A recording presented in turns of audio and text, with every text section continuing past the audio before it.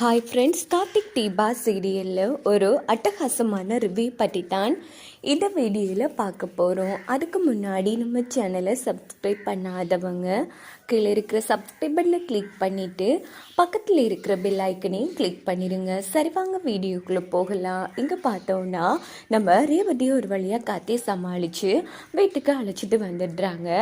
So அன்றைக்கி நைட்டும் நல்லபடியாக தூங்கிடுறாங்க. இந்த பக்கம் மறுநாள் காலையில் எல்லாருமே நவராத்திரி கொலை வைக்கிறதுக்காக கோவிலுக்கு போகிறதுக்கு ரெடி ஆகிட்டுருக்காங்க. அப்பன்னு பார்த்து ரேவதியும் ரெடி ஆகிடுறாங்க. அதே டைம் நம்ம மாயாவை தான் காமிக்கிறாங்க. மாயா அவங்க ஒரு பொருள் வாங்கி இருப்பாங்க ரேவதி கதையை முடிக்கிறதுக்காக. ஸோ அந்த பொருளை வச்சுட்டு, ரேவதி, உன்னை சும்மா விட மாட்டேன்டி, இன்னைக்கு உன் கதையை முடிச்சுட்டு தான் நான் அடுத்த வேலை பார்ப்பேன். என் மகேஷே என்கிட்ட இருந்து நீயும் உன் புருஷனும் பிரிச்சுட்டு சந்தோஷமாக வாழலான்னு பார்க்குறீங்களா? என் கைப்பிடியிலேருந்து நீ எப்படி தப்பிக்கிறேன்னு பார்க்குறேன்டி அப்படின்னுட்டு ரொம்ப கோபமாக அந்த பொருள் எடுத்துகிட்டு ரேவதியை தேடி வராங்க. இந்த பக்கம் சாமுண்டீஸ்வரி வீட்டில் எல்லாருமே ரெடி ஆகிட்டு கோவிலுக்கு போகலான்னு கிளம்புறாங்க. அப்படின்னு பார்த்து நம்ம ரேவதி வார வழியில் அவங்க படிக்கட்டு தடைக்கிடுது. உடனே காட்டி தாங்கி படிச்சிடுறாங்க. என்னது இப்படி அவசகுணமாக நடக்குது? ஐயோ, எனக்கும் ஒரு மாதிரி பயமாக இருக்குது. அக்கா, வேணும்னா நீ வீட்டிலேயே இருந்துக்கோக்கா, நாங்கள் எல்லாரும் கோவிலுக்கு போயிட்டு வரோம் அப்படின்னு நம்ம சுவாதி சொன்னதும் உடனே அந்த இடத்துல சாமுண்டீஸ்வரி, இங்கே பாரு, அது ஏதோ கால் தடுமாறிடுச்சு, அதனால எதுவும் ஆக போகிறதில்ல ரேவதி, அதெல்லாம் ஒன்றும் இல்லைம்மா, இப்படி வளமையாக தடங்கள் வர்றது வழக்கம் தானே, அதனால பயப்பட வேணாம். இங்கே பாரு, அதான் மாப்பிள்ளையும் கூடவே இருக்கார்ல, அதனால எந்த பயமும் இல்லை, வாங்க போகலாம் அப்படின்னதும் உடனே கார்த்திக் மயில் ரெண்டு பேரும் அந்த இடத்துல பயப்படுறாங்க. ஏன்னா நம்ம மாயா வெளியில் வந்துட்டாங்கன்னு. அதுக்கப்புறமா பார்த்தோன்னா எல்லாரும் கிளம்புறாங்க. ராஜா, நான் சொன்னது ஞாபகம் இருக்குல்ல, என் ஆசையே இன்னைக்கு முழுக்க நீ என் கூட தான் இருக்கணும், அதனால் நீ என் கூட இருப்பல்ல அப்படின்னும் போதும், இங்கே பாரு, இப்போ வரைக்கும் உன் கூட தான் இருக்கேன், கூடவே வச்சுட்டு கூடவே இருப்பேன்னா என்ன ரேவதி அர்த்தம் அப்படின்னு போதும். இல்லை ராஜா, நீ ஒரு நிமிஷம் கூட என்னை விட்டு பிரியக்கூடாது, புரியுதா அப்படின்னு போதும். சரி, நீ ஆசைப்பட்ட மாதிரி உன் கூடவே இருக்க, நீ ஆசைப்பட்டு கேட்குற எல்லாத்தையும் செய்கிறேன், போதுமா அப்படின்னு கார்த்திக் சொன்னதும் ஓகே அப்படின்னு ரொம்ப ஹாப்பியாக அங்கேருந்து கிளம்புறாங்க.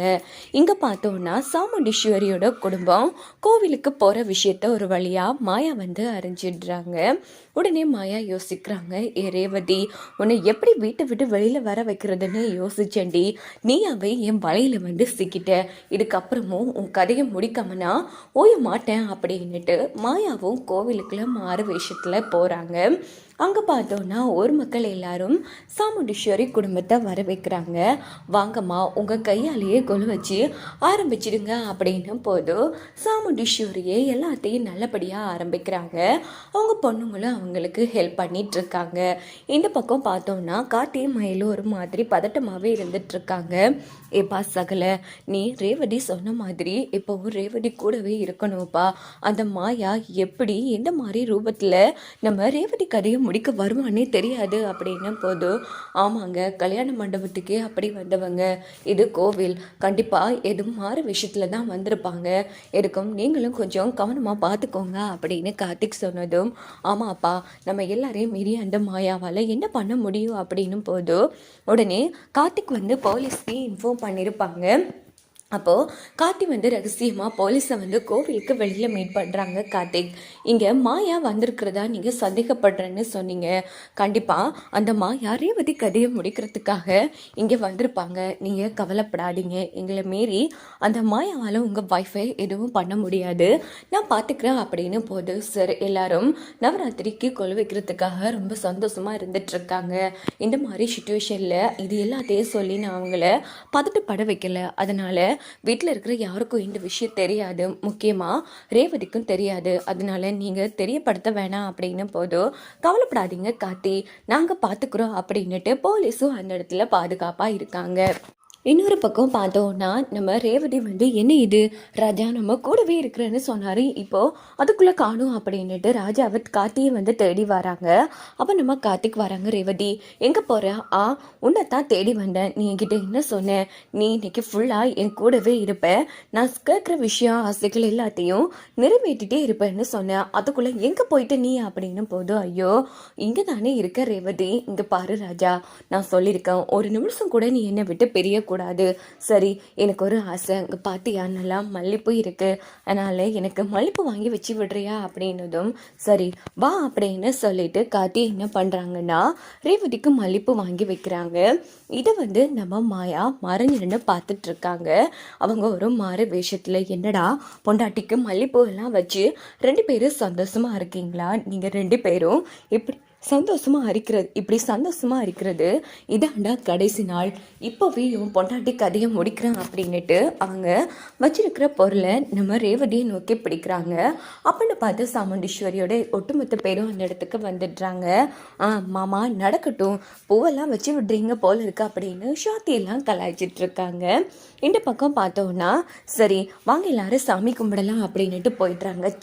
மிஸ் ஆயிட்டு என்ன ஆனாலும் சரிடி, இந்த கோவிலை விட்டு போகும்போது நீ வெறும் உடலை தாண்டி போவ அப்படின்னுட்டு உடனே மாயா மறுபடியும் வந்து வளைச்சு நின்று ரகசியமாக பார்த்துட்டு இருக்காங்க. எங்கே பார்த்தோன்னா கார்த்திக் வந்து திருவிருன்னு முழிக்கிறாங்க. இங்கே பாரு ராஜா, நீ ஏன் ஒரு மாதிரியே இருக்க, எதுவும் என்கிட்ட இருந்து மறைக்கிறியா அப்படின்னு போதும் அதெல்லாம் ஒன்றும் இல்லை அப்படிங்கிறாங்க. இல்லை ராஜா, நீ வழக்கம் போல் இல்லை, ஏதோ இன்னைக்கு உங்ககிட்ட ஒரு மாற்றம் தெரியுது அப்படின்னு ரேவதி சொன்னதும் இங்கே பாரு, உன் கூட 24 மணி நேரமும் இன்னைக்கு ஃபுல்லாக இருக்க சொல்லியிருக்க, அதான் எப்படிரா இருக்க போகிறேன், எப்படிரா தாக்கு பிடிக்க போகிறேன்னு யோசிக்கிறேன் அப்படின்னு போது பார்த்தியா, அப்போது விருப்பம் இல்லாமல் தான் என் கூட இருக்கியா அப்படின்னு ரேவதி கேட்டது. ஐயோ சும்மா சொன்ன ரேவதி, சரி நட அப்படின்னு கார்த்திக் சமாளித்து கூட்டிகிட்டு போகிறாங்க. அங்கே பார்த்தோன்னா மாயா வந்து குறி வச்சுட்டே இருக்காங்க. ஸோ கண்டிப்பாக எப்படியும் நம்ம கார்த்திக் வந்து ரேவதியை வந்து காப்பாற்றிடுவாங்க.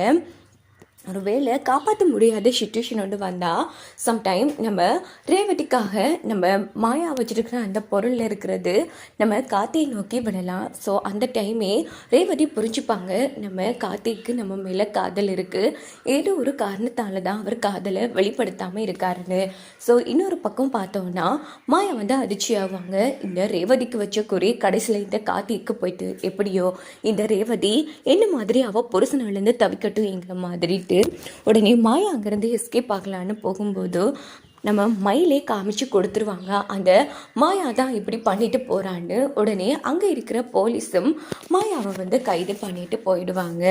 இன்னொரு பக்கம் பார்த்தோன்னா எல்லாருமா சேர்ந்து நம்ம கார்த்தியை வந்து ஹாஸ்பிட்டலில் அட்மிட் பண்ணிவிடுவாங்க. ஸோ இந்த மாதிரி சுச்சுவேஷனில் தான் நம்ம சாமுண்டீஸ்வரி வந்து அந்த டிடெக்டிவ் தீபா கிட்ட வந்து கார்த்தி யாருங்கிற உண்மையை கண்டுபிடிச்சி சொல்லியிருப்பாங்க இல்லையா.